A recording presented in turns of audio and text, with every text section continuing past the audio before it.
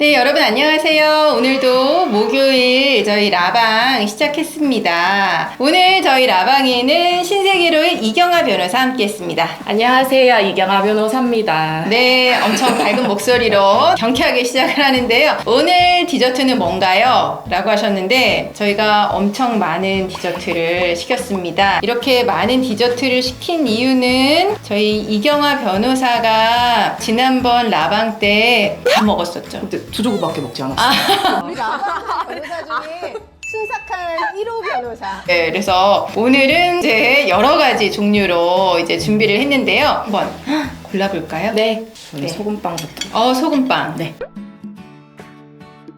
어떻습니까? 일단 좀 차고 딱딱하고 하고 저는 역시 전통적인 케이크를 맛있을 것 같은데요. 네. 이경아 변호사님 저번 볼 때부터 느낀 건데 절대 상대 측 변호사로 만나면 안 될 것 같은 느낌이요. 칭찬이신 거죠? 그렇죠. 감사합니다. 칭찬이죠. 네.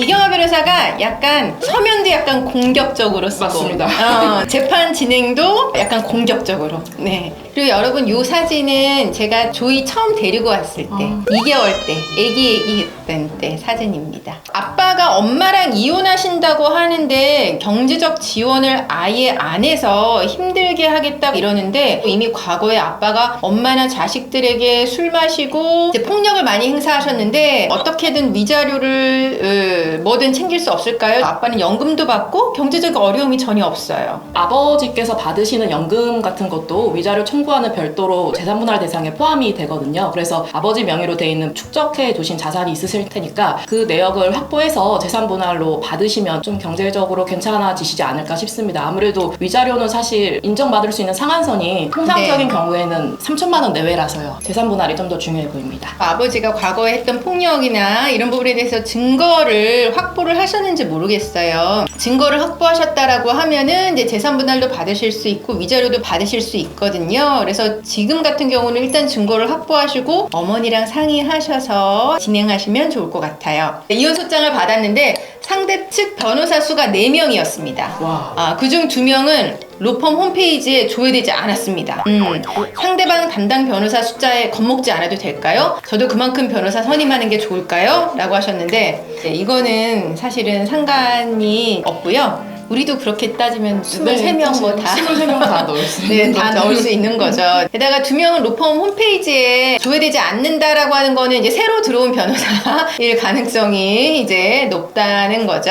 예. 그래서 상대방 담당 변호사 숫자에는 절대 겁먹으실 필요는 없다라고 하는 거 아시면 될 것 같아요. 협의이혼 재산분할 상담받고 싶어요? 라고 하는 질문이 이제 당당히에 올라온 게 있어요. 상담을 해드리긴 하는데요. 이제 원칙적으로는 그렇습니다. 협의이혼에서 재산분할은 당사자끼리 완전히 합의를 하셔야 되고 그 합의한 내용도 법원에서 전혀 확인을 해주지 않습니다. 다만 그 합의한 내용을 변호사 통해서 확인을 제대로 받으실 수는 있습니다. 근데 이제 더 정확하게 이제 확실하게 마무리하고 싶다라고 하시면 조정 신청이라고 하는 절차로 마무리하시는 게 더 좋기는 합니다. 여기는 지방인데 상대방이 서울에 있는 변호사를 선임했는데 혹시 그 이유가 무엇일까요? 라고 하셨는데 지방에서도 서울에 있는 변호사 선임 많이 합니다. 이 변호사도 지방에 가서 재판 많이 하죠? 정말 많이 갑니다. 제주도, 포항, 목포 뭐. 조정, 재판날 법원에 가족들이 함께 가려는데 가족들이 들어갈 수 있는 범위는 어디까지인가요? 우선 재판 같은 경우는 가족분들 뿐만 아니라 사실 비공개 재판이 아닌 이상 제3자들도 얼마든지 들어가는 게 가능합니다. 하지만 조정은 당사자와 대리인만 들어갈 수 있는 게 원칙입니다. 내 가족이 온다. 다음 길에 상대방 가족도 옵니다.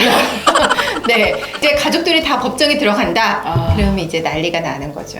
그리고 이제 조정에 들어간다. 당사자보다 옆에 들어온 사람들이 더 말이 많습니다. 그래서 가족들은 재판에는 참석을 하더라도 발언권이 없고요. 조정 때는 더더군다나 들어오지는 못하게 합니다. 변호사님, 감기 몸살한테 고소하고 싶은데 가능한가요? 아니요. 단칼에 아니요. 네, 라고 이제 했습니다.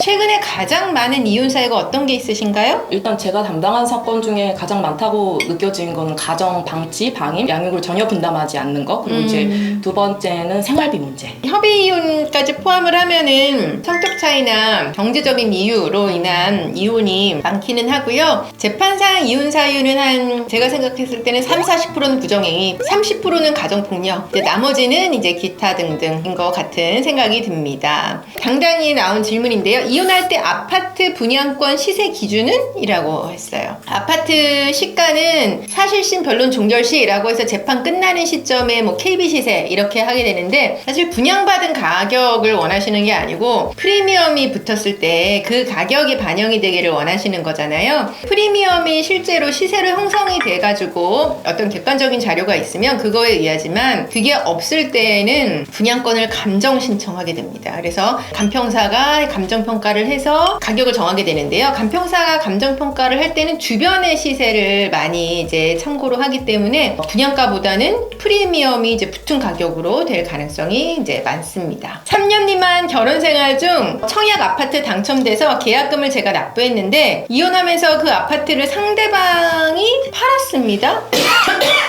네, 괜찮아요? 사례가 없어요? 네. 제가 이 계약금이라도 받을 수는 없을까요? 라고 하셨어요. 아파트 청약이 당첨이 됐는데 계약금을 이제 지금 올려주신 분이 냈고, 다만 네. 명의는 이제 상대방 명의였나 봐요. 일단 혼인기간 동안 부부의 공동명의든 일방명의든 그 부부의 명의로 일단 되어있는 모든 재산은 재산분할 대상에 포함이 됩니다. 네. 그리고 아파트 관련해서 계약금을 이체해 주셨을 거 아니에요. 그런 이체 내역 같은 것을 확보하셔서 이 아파트의 형성, 유지에 내가 재산적으로 경제적으로 기여를 하였다, 이거를 입증하시면 충분히 분할 대상 재산에 포함돼서 재산분할로서 받으실 수 있을 것 같습니다. 네, 그래서 계약금 납입한 내역 관련해가지고 이제 증거 마련하시고, 합의 안 되면 재산분할 청구 소송하면은, 네, 제가 봤을 때는 계약금은 돌려받으실 수 있어 보입니다. 이경아 변호사, 라방하면서 빵 몇 개 먹었어요? 두세 개 먹은 것 같습니다. 아, 두세 개. 네. 오늘 라방 어땠나요? 즐거웠고 맛있었습니다. 아, 네. 여러분, 목요일 저녁 저희랑 함께 해주셔서 감사드리고요. 네, 편안한 저녁 되세요.